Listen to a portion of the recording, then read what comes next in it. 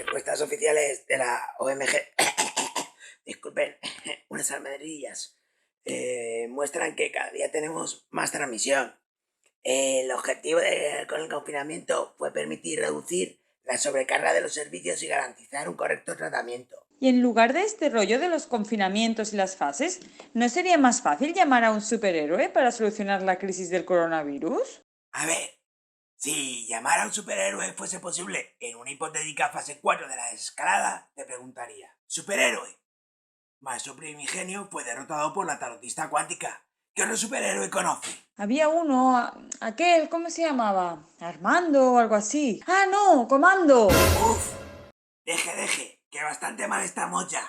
Procedamos a la siguiente pregunta, que después de esta rueda de prensa me quiero confinar en el bar un ratillo.